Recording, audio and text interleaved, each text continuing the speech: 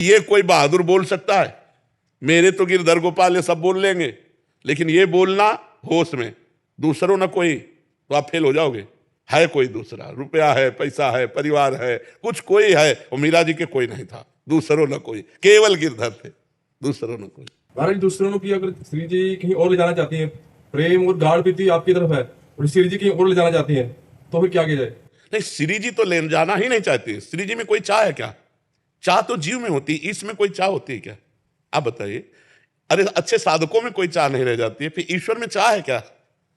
स्वाप्निक या ऐसी अनुभूतियां जो होती हैं उसको माना जाए कि गाढ़ प्रीति, प्रकट में आप गाढ़ प्रीति आपके साथ है और जीवन भी आपसे सुधरा है और साधना भी आपसे चल रही है, लेकिन स्वप्निक या कुछ अनुभूतियां ऐसी होती है कि उस तरफ चल। स्वप्न का तो न जाने क्या क्या स्वरूप होता है। कभी स्वप्न अच्छा आता है, कभी बुरा आता है, कभी व्यर्थ आता है, कभी कल्पनात्मक होता है। हम बात प्रगट की कर रहे हैं।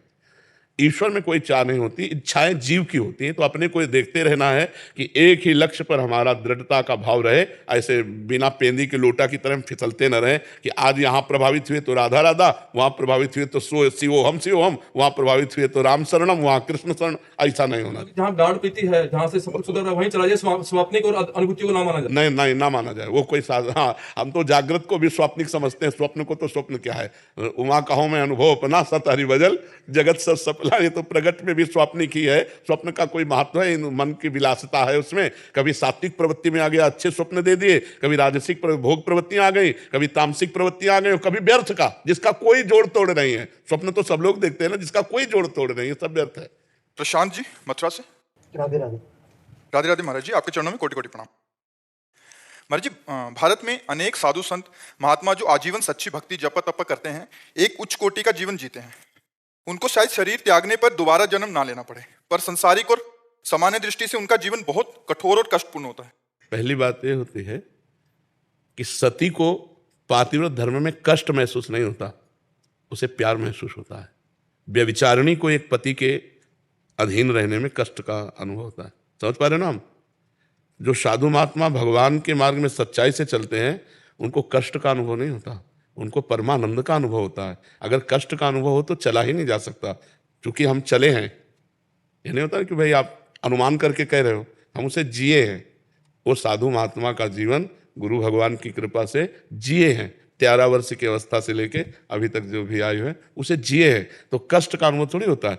5-5 दिन 6-6 दिन भोजन नहीं मिला तो एक आनंद का अनुभव होता है, एक अद्भुत आनंद।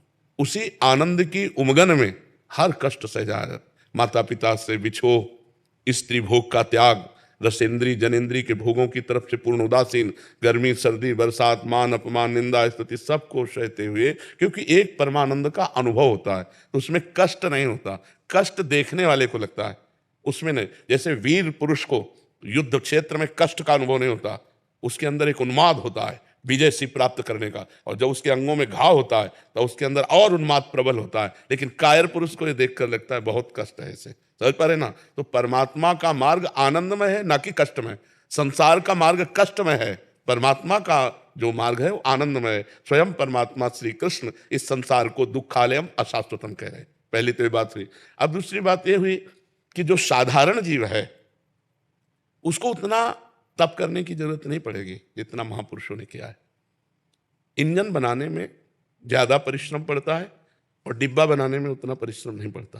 पर इंजन 1 2 3 4, लेकिन डिब्बा 100 150।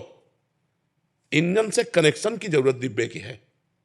अगर ठीक कनेक्शन है तो इंजन में 1 2 3 4, लेकिन डिब्बे में 100 150 लोग वहीं पहुंचेंगे जहां इंजन पहुंचेगा। तो हम लोग जो संतों का आश्रय लेते हैं, अनुसरण करते हैं, उनकी आज्ञा पे चलते हैं और खाते पीछे मौज मस्ती से हम वहीं पहुंच जाते हैं जहां संत कष्ट करके पहुंचते हैं। क्या सभी को प्रेम प्राप्ति और आनंद की प्राप्ति होती है अंत समय में? नहीं। लक्ष्य क्या था? कल्याण, आनंद और प्रेम, 3 स्टेशन हैं। आनंद की प्राप्ति भगवान में अपनापन होने से होती है। कल्याण की प्राप्ति तो घोर पापी अजामिल को भी हो गई। अपने पुत्र के मिश से उसने नारायण बुलाया अंतिम समय, तो उसको परम पद की प्राप्ति, कल्याण मिल गया। लेकिन प्रेम, प्रेम ये अत्यंत दुर्लभ वस्तु है।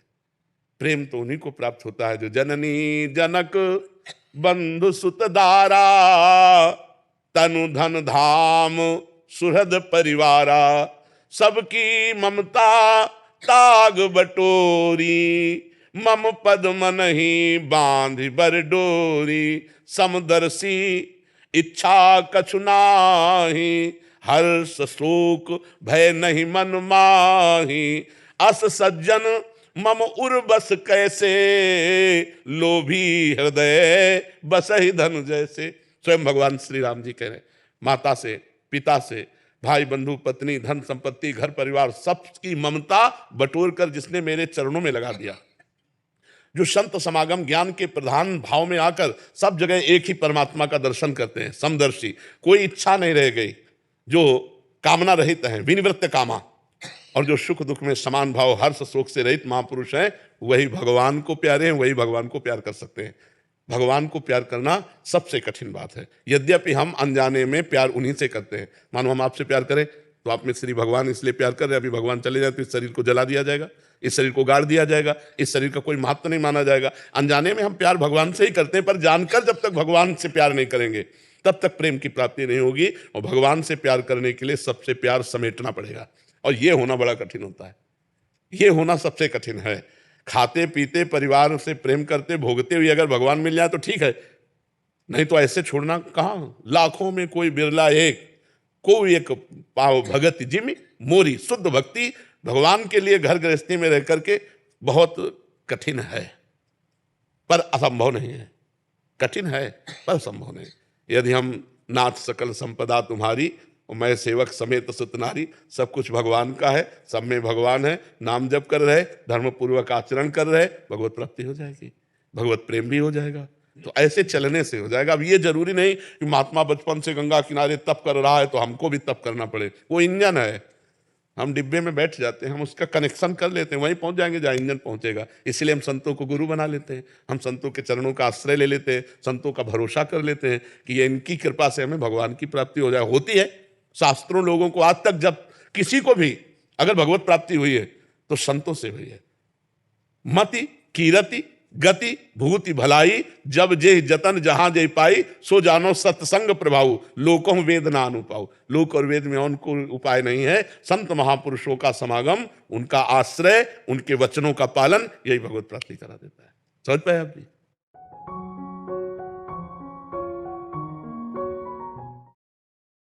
अति उदार करुणा वरुणालय है, अति उदार भी सुंदर सुरत सूर सुकुमार, लाई के संभजन को मानत मेरु समान, अवगुण करे समुद्र सम गणत ना पनो। कहा श्री जी को, श्री जी को लेकर अपनी वासनाओं की पूर्ति श्री जी नहीं बोल रही, उसकी वासना बोल रही, तेरी हानि हो जाएगी, ये उसकी वासना बोल रही, क्योंकि वो देखा जजमान अच्छा है। ऐसे किसी के श्रद्धालु भक्त की हृदय की भावनाओं को ठेस पहुंचाया जाए तो हम ऐसी भावनाओं का आदर नहीं करते। ये सब धंधेबाजी है। हमारी श्रद्धा है कि हमारे पास 1 लाख रुपया है तो उसमें कह सकते हैं कि देखो 1 लाख में इतना बन पाए, वो उसमें चलेगा। लेकिन आप हमें श्री जी प्रेरित कर रहे हैं, आप नहीं बनवाओगे तुम्हारे परिवार की हानि हो जाएगी, ये उसकी वासना बोल रही, बोलने वाले की। श्री जी नहीं बोल रहे। अरे श्री जी तो घोर पापियों पर भी कृपा करती है, घोर दुराचारियों पर भी कृपा करती है, और अपने श्रद्धालुओं का श्री जी घर बर्बाद कर देंगे। हमारी श्री जी तो अति उदार भी सुंदर, करुणा कर उदार राखत कछु नसार, दसन बसन लागत जब देन। ये सब स्वार्थी लोग बात करते हैं, दूसरों की श्रद्धा को डगमगा देते हैं। बहुत गलत चल रहा है। और उसके पास बेचारे हम कह रहे होते हुए भी श्रद्धा होनी चाहिए। उन्होंने कुछ देना चाहा तो कह रहे इतने से नहीं होगा, और चाहिए। ऐसे लोगों को 25 पैसे नहीं देने चाहिए। श्री जी उतने राई के संभजन को मानत मेरु समान, राई कितना छोटा दाना होता है, छोटी सी सेवा को पहाड़ की तरह मानते हैं। ऐसे हमारे भगवान, ऐसे श्री जी है। आज जगह जगह पर यही वासनाओं के खेल हो रहे हैं, तो जिनकी श्रद्धा भक्ति बनती है वो भी चौपट हो जाती है कि यार सब जगह पैसे का खेल है, रुपए की ठोकर में अच्छे अच्छे को झुका दे। अगर रुपए की ठोकर में झुका दे तो ना साधुता है ना वो भक्ति है। जब तुमको यहां से निकलने के बाद पता लगे यार मेरा रुपया किसी काम नहीं आया, तब समझ में आए कि हे नाथ मैं आपकी शरण में हूं। ये अर्थ का सारा खेल अनर्थ पैदा करने वाला है। ऐसे जो लोग कहते हैं हम इनको बिल्कुल नहीं मानते, ना वो भक्त है ना कोई धंधेबाज है। क्योंकि लोगों की श्रद्धाओं के साथ दोहन क्रिया क्यों करो? हमारी वाणी में कहीं नहीं लिखा, हमारे शास्त्रों में कहीं नहीं लिखा कि आप इतना कीजिए तो भगवान प्रसन्न होंगे। नहीं, इतना जरूर लिखा है कि आप चाहे जितने दुराचारी पापी हो उनके सामने ऐसे कह दिया मैं आपका हूं तो प्रसन्न हो गए। पत्रम पुष्पम फलम तोयम ये में भक्ता, एक चुल्लू जल दे दिया, एक तुलसी दल दे दिया, एक फूल दे दिया, एक फल दे दिया, उतने में प्रसन्न हो। सबरी के बेर में प्रसन्न हो गए, सुदामा के तंदुल में प्रसन्न हो गए, विदुरानी के केले के छिलके में प्रसन्न हो गए। भगवान भाव से प्रसन्न होते, नहीं तो दुशासन के महल में जब दुर्योधन ने व्यवस्था की थी तो वहां से हट के विदुरानी के छिलके खाने न जाते। ये सब अपनी वासनाओं का खेल है, भगवान का खेल नहीं। हम अपनी तरफ से प्रार्थना करते हैं पीछे वाले बैच के अनुसार जो आपने हमें बताया, कहीं भी किसी भी स्थान में या तुम्हारे घर आया हुआ कोई संत यदि तुमसे कहता है इतने 1000 रुपया दो तभी तुम्हारा मंगल होगा, नहीं तुम्हारे घर का कल्याण हो जाएगा, ऐसे से बचिए।